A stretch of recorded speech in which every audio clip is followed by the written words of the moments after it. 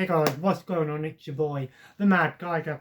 And up here today, I want to talk a little bit about something, well, it's a bit of a sad day for some to think this way, but at the end of the day, there is something pretty good to come out of all of this. And I want to talk a little bit about a certain type of video games that, well, not a lot of people talk about anymore, but back in my day, these were some of the most played things from, anyone about my age, in their mid-20s, probably grew up with some of these particular games. Now, you know me, obviously, I'm more of a console gamer, but I did do my fair share of PC gaming when I was younger. Now, not in the traditional Steam or, physical games that we have today. I mean, I have played my fair share of physical PC games. But I want to talk a little bit about Flash games. Now, what are Flash games? Why should you care? And, the whole story about Flash. So essentially what Flash games were basically free-to-play games that you could go onto the internet, go onto a website, and they would just have tons of games made to play on the internet. And, they are, some people would look at them today as a novelty. But I'm going to explain why these things are so important and why I'm doing this video now. For those of you who don't know, for so long, Flash Player was the main source of media for pretty much most of the internet. Any video or game or even pictures in some cases that you had to access on the internet on your PC, you would have to have Adobe Flash Player in order to access all of these. And if you didn't have it, you couldn't access, whenever there was a picture, it would always have a little X and a blank space where the picture or the game or the video should have been.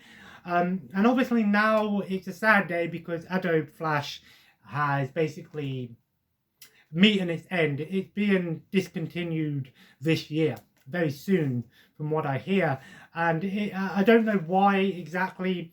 I don't know the ins and outs of PC technical things, so apologise if I don't give you a full explanation of why. It's not really what I want to focus on, but it is a sad day because it was a very important part of my childhood and probably a lot of people's childhoods, especially in your teenage years, my teenage years. There were, so basically what a Flash game was, it was something made by normally one or a couple of people, put onto the internet, and there was thousands, millions of them. There was hundreds of websites.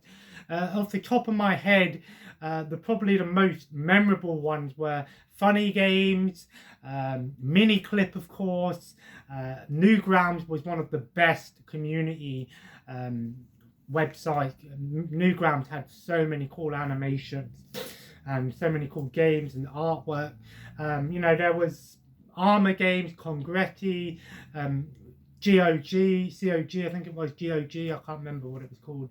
The list goes on. Addicting Games, the list goes on for fucking ever. There was thousands of them. And, by today's standards, we look at them and we might laugh. But it was a very important part of history, and why it's so important. I'll get to why it was so important in a minute and how it helped build certain game franchises that we know and love today. Or maybe not franchises, but certain parts of gaming history.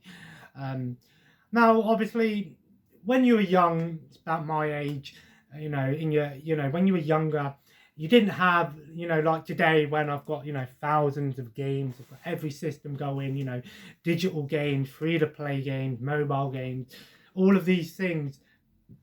Back in the day, it was literally, I only had a certain handful of games that I had on my PlayStation. But going on my PC and playing these Flash games, there were some fantastic ones, there were some terrible ones. And I don't really want to talk about individual games because it would go on forever. And I'll explain at the end of the video why. Something really cool at the end of the video, so stay tuned. But yeah, it was, I remember going up onto the PC or on my laptop, growing up and just playing all of these Flash games, Some of them were ones that I'd play, and sometimes I'd play them for hours on end for one game. Other times it was just a simple click, try this one out, try this one out. And I remember every week going onto the website, seeing what was new, what was added, and it was a really, really fun time to be a online gamer, in a sense that, you know, you could go onto your computer and access just a huge library of games from so many different services. And you know, it was a great time because there was no restrictions. It truly was free to play for everyone. It's not like today where we have free to play games. They are free to play, like on your mobile and stuff, and you know, those games are free to play, but there's always that whole paywall. You know, some people can get everything in the game because they have the money to. Other people have to play for hours and hours and hours on end and have to wait days and days and weeks just to get a certain character or a certain weapon or a certain, you know, farm or whatever. Whereas the Flash games truly were free to play for everyone. Everyone who went onto these websites and played these games, it was the same for everyone. And I even remember playing some of these Flash games with my brothers and friends, and in school. As much as I hated school, but I remember back in the IT classes and somewhat in college as well. But you know, going into school, and remember when you were in school, the IT classes had lockouts on their computers, so you couldn't access, you know, a certain websites, and pretty much all of the Flash game websites were shut off, and you would always be doing your work and you would see someone there playing a game. I'm guilty of that. I was doing that too. In IT, I never did my work. I was always doing something else. I was always, to be honest, I wasn't really playing that many Flash games when I was in IT. I was spending more time researching history and stuff, doing something that I found to be interesting back in the day. And I miss those days. I do miss going on my laptop and just for hours on end, just going on all these websites and learning and doing that stuff. But that's another story altogether. But you know, there was always someone, you'd always see someone there who was pretending to do their work. Whenever the teacher walked past,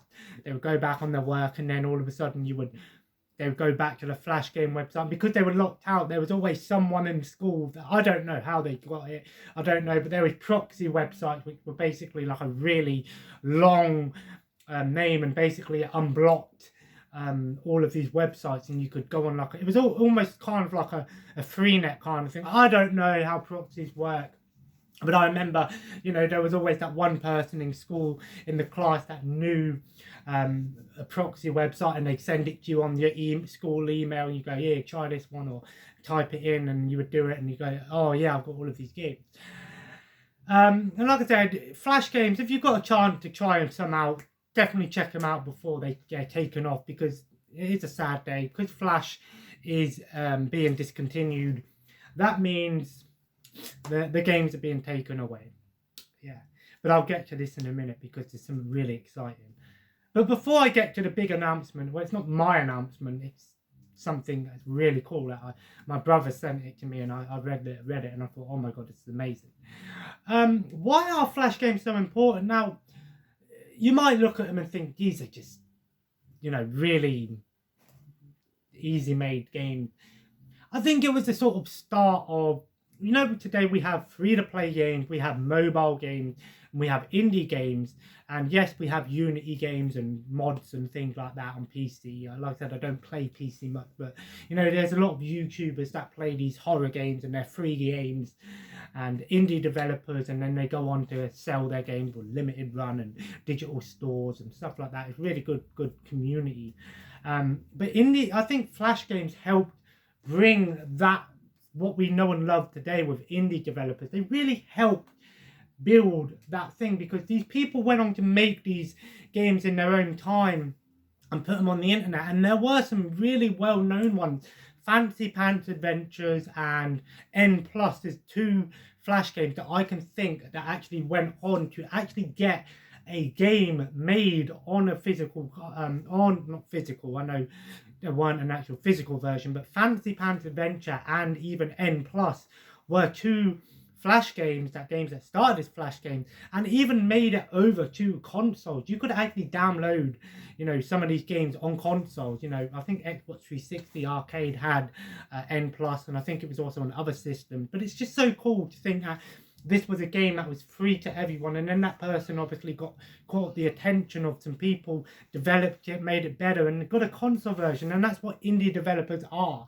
You know, they are people that make games, put them out there, people play them, and then people support them. And I think that's a really, really good and really, really good thing that more and more people should do, is help indie developers and help, you know, people that actually work on games, and it's always a few people, not conglomerate companies like Capcom and you know, Konami and Ubisoft, which are known for their massive games, and you know, we only get a couple of releases from them every year, whereas indie developers work so hard on certain games, and then people, you know, they rely on Kickstarter and Patreon and all of these other, you know, money lending services, or you know, I wouldn't say money lending services, but almost like charity services, I guess you can call them.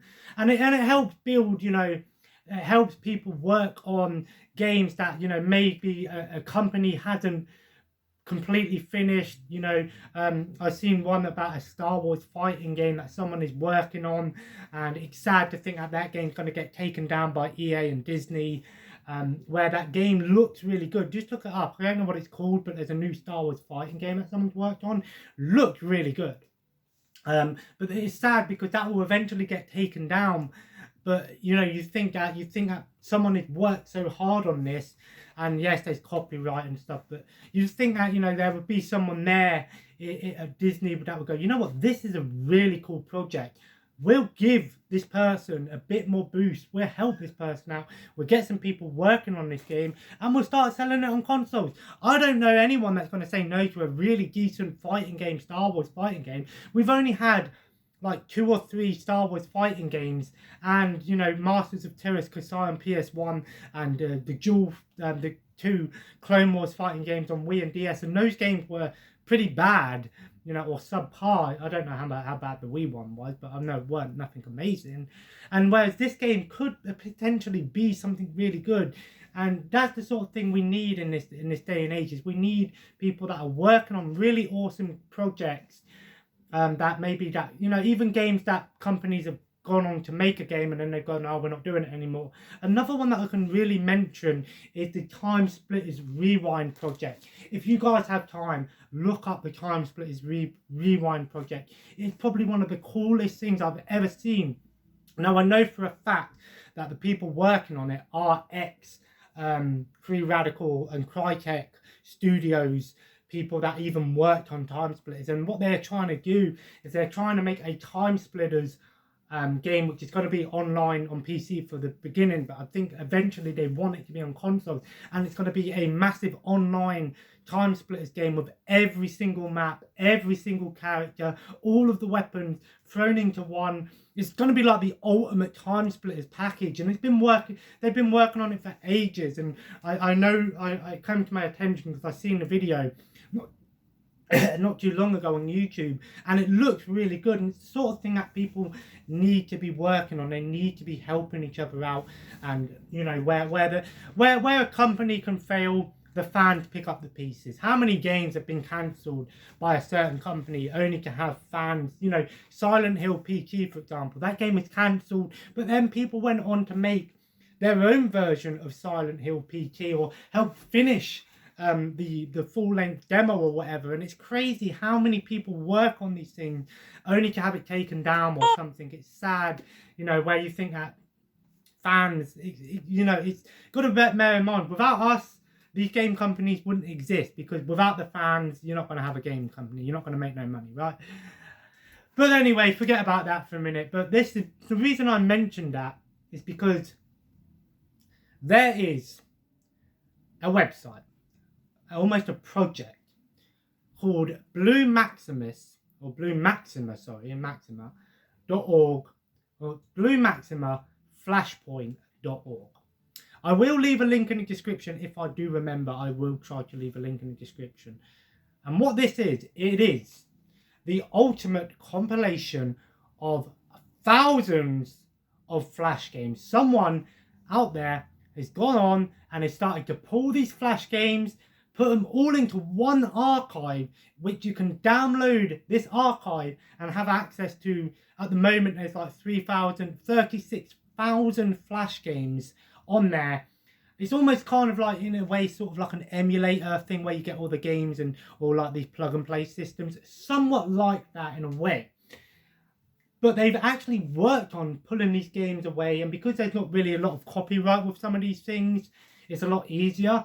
And I believe you can actually download this this file, and it's pretty big. It's like 219 gigabyte, which is pretty big. But considering the amount of stuff on there, it's crazy, because to me, them doing that is preservation, and video game preservation is some of the most important work people can do.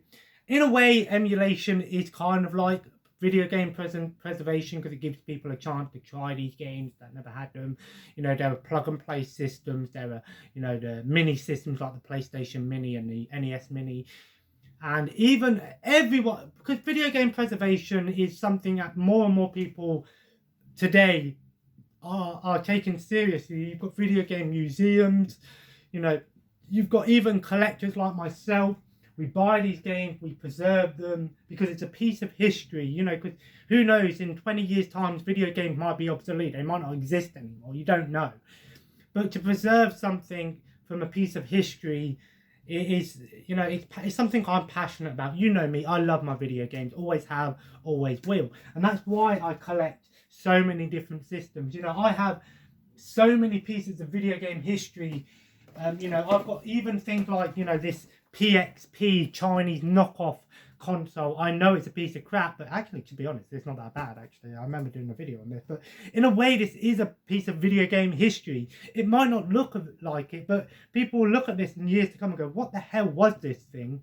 And look at it and go, wow, you know, someone actually took their time to do that. I know it's a knockoff system, but even knockoff systems, in a way, have some form of preservation. And I am one of these people that like to have a bit of everything. You know me, and somewhat running low on space. I even went to town today and I didn't even get any video games. That's how bad I'm getting with my collecting. But to be honest, it's mostly because I'm still trying to play the games that I have at the moment. But preservation with physical video games and even digital games like these Flash games, preserving something that is a piece of history, because Flash games, in my opinion, helped build indie games, help build free-to-play games, and help build mobile games, because the idea of being able to play a game without paying for it is something amazing and something we can all get behind, right? Because if you don't have a lot of money and you don't have a lot of games, but you want to play games, free-to-play games, mobile games, indie games are a great way to go, because you get to experience games, you get to play games without having to spend a lot of money. That's always a good thing, right? It's a shame we don't do that with other things in life, like food and water and stuff, but never mind, we won't get into that. But, you know, I just wanted to talk about this project because it's something that I found really, really cool. And, you know me, you might not like this video, but I do promise that the next video is going to be a PlayStation 1 Hidden Gems video, games that I have, and there's a lot of hidden gems. In fact, most of my PlayStation 1 collection are hidden gems in their own right. So we will be getting back to the basics and back to the classics and stuff. Even a PS2 collection video 2020 might be coming soon. We don't know. But yeah, I just want to talk about this project and talk about Flash games. Just do a little bit of a video, and I want to know your guys' opinions on Flash games. Did you grow up playing Flash games? Let me know some of your favourites. Will you be downloading this project? And will you have this? And I believe there's always new stuff added to it. I think they're trying to work on getting as many as possible on there. You know, as many Flash games as possible onto one archive. And I think it's a great sense of preservation.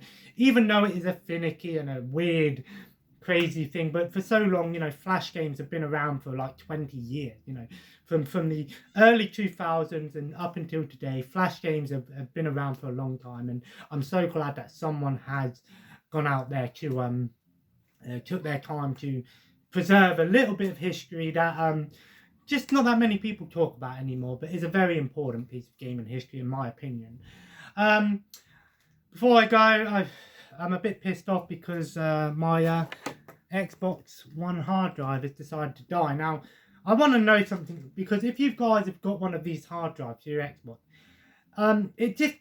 what it does, it keeps disconnecting and reconnecting and disconnecting and reconnecting.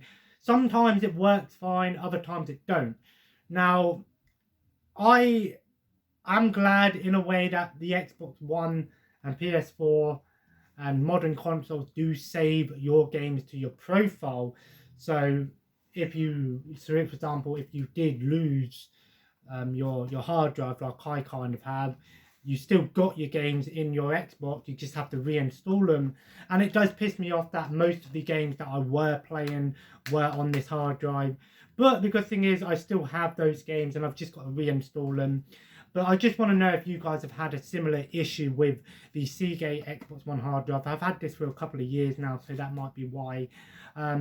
It could be the wire, I don't know. Some people say try putting it into your PC, see if it disconnects and stuff. But I'm just not going to use it for now because I don't want to corrupt it and it to corrupt my Xbox. So I'm just going to not use it. I'm just going to move some stuff around. It is annoying that I have to reinstall some stuff, especially Dying Light, because I was in the middle of fucking playing Dying Light last night with my mate, enjoying myself, and it crashed twice because of the fucking hard drive not working properly. So I'm going to have to reinstall it. My mate did say, why don't you just move the games that are on your hard drive to your main console, because technically my Xbox One is a 2 terabyte hard drive in its own right, so it's not like I don't have enough space. I've got about 500 games on my Xbox One anyway, digital. Most of them are like free games that I've got for free, or digital games that are on Game Pass and stuff. So deleting some stuff, because I don't play everything on my Xbox One, so maybe just have the games that I am playing and do play. So I might need to go on my Xbox One at some point and mess around with that and do all that stuff. So I just thought I'd mention that. If you guys have had a similar problem, let me know in the comments below. Anyway guys, if you enjoyed today's video, feel free to leave a like and of course comment below. Let me know your opinions on Flash games. Are you going to download this project? I will remember to leave a link in the description, because I'll upload this video straight away, so I'll do it. Some upcoming videos soon. PlayStation 1 Hidden Gems collection is going to be pretty good. Got some stuff in here, and to be honest, most of them that I'm talking about are racing games, which is crazy. I might do another PS2 collection, and we might do it in this style where we stand up and talk, maybe sit downstairs because all my games are downstairs. Try it, but again, it will be in parts. I can't do it all in one video because it will take about 5-6 hours, and I don't want to do that. So, you know, I'll try and make some time to do that. And anyway, guys, feel free to subscribe if you haven't already and join the family.